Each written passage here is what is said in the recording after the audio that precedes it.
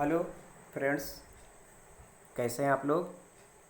देखिए, जैसा कि मैंने आपसे वादा किया था कि जब ये वर्णमाला का टॉपिक ख़त्म हो जाएगा तो मैं आपसे कुछ क्वेश्चन भी इससे संबंधित करूँगा और आपको उसके जवाब देने थे, ताकि आपको ये अंदाज़ा हो सके कि आपने जो वर्णमाला टॉपिक पढ़ा है उससे संबंधित अगर क्वेश्चन आएंगे कहीं पर तो क्या आप उसका जवाब दे पाएंगे। तो चलिए ये टॉपिक शुरू करते हैं, क्वेश्चन आंसर सीरीज का। इस पे देखिए, मैं आपसे जो प्रश्न पूछूंगा तो उसका आंसर आपको 8-10 सेकंड के बाद मैं आपको बताऊंगा, और तब तक आप उसको ऐसा करिएगा कि आप नंबर 1 से लेकर के और नंबर 30 तक आप अपनी कॉपी में ऊपर से नीचे की तरफ लिख लीजिए, और जो भी आपको आंसर लगे कि ये आंसर इसका सही है उसमें आप एक के आगे लिख लीजिएगा। उसी 8-10 सेकंड में आप लिख लीजिएगा कि ए बी सी डी जो भी ऑप्शन सही लगे। तो जैसे एक का ऑप्शन अगर मान लीजिए आपको लगता है कि ए सही है तो आप एक के आगे लिख लीजिएगा ए। इसी तरह से दो का अगर आपको लगता है बी सही है तो दो के आगे लिख लीजिएगा बी। तो इस तरह से जब सारे क्वेश्चन हो जाएंगे तब आप ये मिलाइएगा कि आप इन 29 प्रश्न हैं ये, तो आप मिलाइएगा कि इन 29 में से आपके कितने प्रश्न सही हैं। अगर आपके 29 में से 25 प्रश्न सही हैं तो इसका मतलब आपने मेहनत से पढ़ा है, और अगर आपके 20 के अंदर होते हैं तो आप एक बार फिर से उस टॉपिक को, वर्णमाला के सारे टॉपिक को फिर से पढ़िएगा और उसके बाद में इस क्वेश्चन सीरीज का फिर से जवाब दीजिएगा। ठीक है, चलिए शुरू करते हैं फिर क्वेश्चन आंसर सीरीज। देखिए, सबसे पहला क्वेश्चन है आपकी स्क्रीन पर कि भाषा की सबसे छोटी इकाई है। ए शब्द, बी व्यंजन, सी स्वर, डी वर्ड। चलिए आप लोग जवाब दीजिए।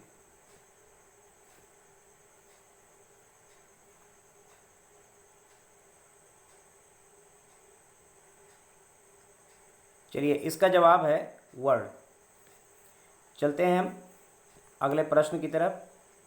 अगला प्रश्न है आपका कि वर्णमाला कहते हैं शब्द समूह को, वर्णों के संकलन को, शब्द गणना को, वर्णों के व्यवस्थित समूह को। जवाब दीजिए।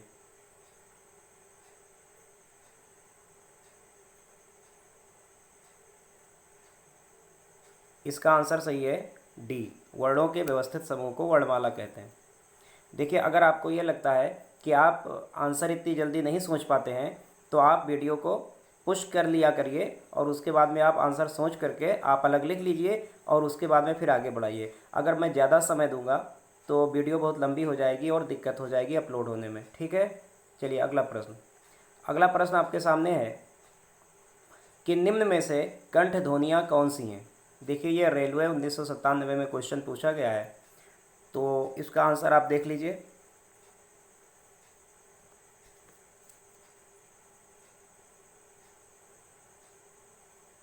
चलिए, इसका आंसर सही है ए का और खा।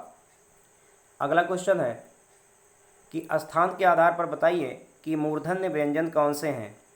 ये भी देखिए रेलवे में 1997 में पूछा गया है।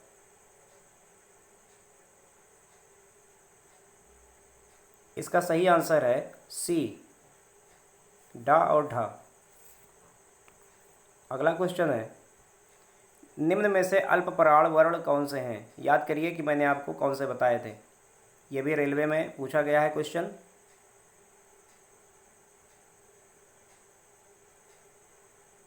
इसका आंसर है बी, का और गा।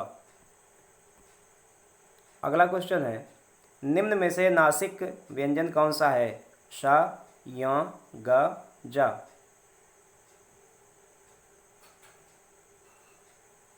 इसका आंसर सही है बी, या।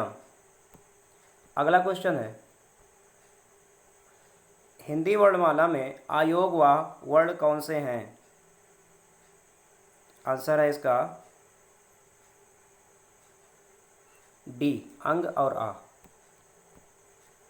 अगला क्वेश्चन है शा, शा, सा, हा कौन से व्यंजन कहलाते हैं। इसका सही जवाब है संघर्षी।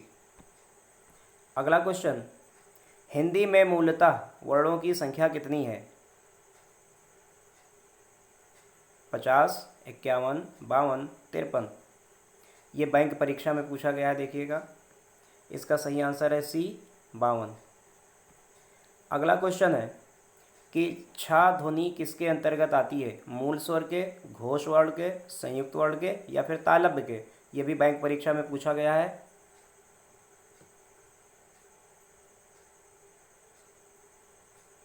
इसका सही आंसर है सी संयुक्त वर्ण। अगला क्वेश्चन है आपका कि ज्ञ वर्ण किन वर्णों के संयोग से बना है, यानी कि कौन से दो अक्षर मिल करके ज्ञ बनाते हैं। जा और या, आधा जा और या, जा और धा, जा और आधा न या। ये सब इंस्पेक्टर परीक्षा में पूछा गया है क्वेश्चन। इसका सही जवाब है बी आधा जा और या। अगला क्वेश्चन है कि घा का उच्चारण स्थान कौन सा है, मूर्धा, कंठ, तालु या फिर दंत। इसका सही आंसर है बी कंठ। अगला क्वेश्चन, इनमें से संयुक्त व्यंजन कौन सा है, अढ़ा, ज्ञा, अंगा, ड़ा। संयुक्त व्यंजन याद रखिएगा।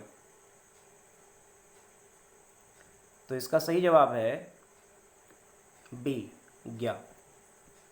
अगला क्वेश्चन है, निम्नलिखित में से कौन सा वर्ण उच्चारण की दृष्टि से दंत नहीं है। याद रखिएगा, दंत नहीं है। ता, ना, दा और टा। सही जवाब है टा।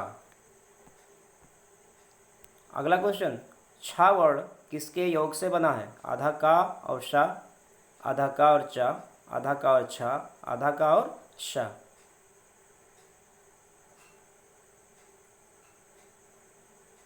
सही जवाब है आधा का और सा। अगला क्वेश्चन है, हिंदी वर्णमाला में स्वरों की कुल संख्या कितनी है। देखिए यहाँ पर क्वेश्चन पूछा गया है कि स्वरों की कुल संख्या कितनी है, और मैंने आपसे बताया था, देखिए यहाँ पर 10 भी है, 11 भी है, 13 भी है, कंफ्यूज करने के लिए। तो आप याद करिए कि मैंने कौन सा बताया था। इसका सही आंसर है डी 13। अगला क्वेश्चन, निम्नलिखित में से कौन स्वर नहीं है, आ, उ, ए, या। तो इसका सही जवाब है या। अगला क्वेश्चन, हिंदी वर्णमाला में व्यंजनों की संख्या है 32, 34, 33, 36। देखिए आप में से बहुत से लोग इसका आंसर 36 बता सकते हैं, लेकिन आमतौर पर ऐसा होता आया है कि अगर आंसर में 33 दिया गया है तो आप उसका आंसर 33 करेंगे, क्योंकि इसमें जो है वो श्रा, अढ़ा, औड़ा, वो द्विगुण व्यंजन जो होते हैं वो इसमें नहीं जोड़े जाते। अगला क्वेश्चन है, निम्नलिखित में से कौन अयोगवाह है। अयोगवाह किसे कहते हैं, विसर्ग को, महाप्राण को, संयुक्त व्यंजन को या फिर अल्प प्राण को। तो इसका सही जवाब है अयोगवाह कौन से होते हैं, विसर्ग यानी कि अंग और आह। अगला क्वेश्चन है, छा ध्वनि का उच्चारण स्थान है दंत, ओष्ठ, तालव्य या फिर वत्स्र। इसका सही जवाब है सी तालव्य। देखिए मैं आपको ये नहीं बता रहा हूँ कि कौन से क्वेश्चन किस एग्जाम में पूछे गए हैं, लेकिन नीचे आप देख पा रहे हो कि नीचे ये सब कहीं पर आ रहा है कि कौन से क्वेश्चन कहाँ पर पूछे गए हैं। तो आप इसको देख लीजिएगा और इसकी इंपॉर्टेंस समझ लीजिएगा कि हिंदी वर्णमाला को कैसे पूछा जाता है। निम्नलिखित में से कौन एक संयुक्त व्यंजन नहीं है। नहीं है याद रखिएगा, छा, सा, त्रा, ज्ञ। तो इसका आंसर है सा। अगला क्वेश्चन है, तालव्य व्यंजन हैं कौन से, चा, छा, जा, झा, टाठा, डाढ़ा, ताथा, दाधा, पाफा, बाभा। तालव्य।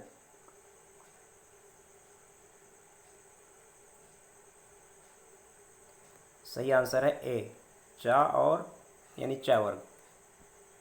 अगला क्वेश्चन है, या, रा, ला, वा किस वर्ग के व्यंजन है, तालव्य, ऊष्म, अंतस्थ, ओष्ठ। तो इसका सही जवाब है सी अंतस्थ व्यंजन। अगला क्वेश्चन है, अनुनासिक का संबंध होता है, अनुनासिक वर्णों का संबंध होता है कहाँ से, केवल नाक से, केवल मुंह से, नाक और मुंह दोनों से या फिर इनमें से कोई नहीं। तो तो इसका सही जवाब है नाक और मुंह दोनों से।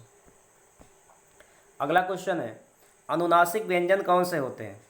वर्ग के प्रथमाक्षर, वर्ग के तृतीयाक्षर, वर्ग के चतुर्थाक्षर या फिर वर्ग के पंचमाक्षर?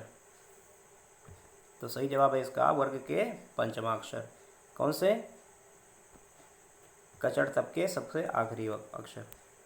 हिंदी वर्णमाला में स्वरों की संख्या है। देखिए एक बार क्वेश्चन पूछा गया कि हिंदी वर्णमाला में स्वरों की कुल संख्या कितनी है। यहाँ पर पूछा गया है हिंदी वर्णमाला में स्वरों की संख्या है, और यहाँ पर उच्चारण के आधार पर या लिखित आधार पर नहीं पूछा गया है, लेकिन साथ में ये भी आप देखिएगा कि इसमें 13 ऑप्शन नहीं दिया गया है, इसलिए इसका सही जवाब क्या होगा? 11। अगला क्वेश्चन है कि जिनके उच्चारण में जीभ पहले मूर्धा को स्पर्श करे फिर झटके से नीचे आए, उसे क्या कहते हैं? उत्क्षिप्त, वत्स्र, लुंठित या पाशर्विक? तो इसका सही जवाब क्या होगा? ए, उत्क्षिप्त व्यंजन। अगला क्वेश्चन है, निम्न में से किसे लुंठित कहा जाता है? ला को, रा को, ज्ञा को या फिर या को? सही जवाब बी, रा। और अगला क्वेश्चन और अंतिम क्वेश्चन है कि ला और रा को कहा जाता है, क्या कहा जाता है? अर्धस्वर कहा जाता है, लुंठित कहा जाता है, पाशर्विक कहा जाता है या फिर वत्स्र कहा जाता है? तो इसका सही जवाब है डी, वत्स्र वर्ण कहा जाता है। तो इस तरह से मुझे उम्मीद है कि आपको ये सीरीज पसंद आई होगी और आपको अपना अंदाज़ा भी हो गया होगा कि आपने हिंदी वर्णमाला को कितने अच्छे से पढ़ा है।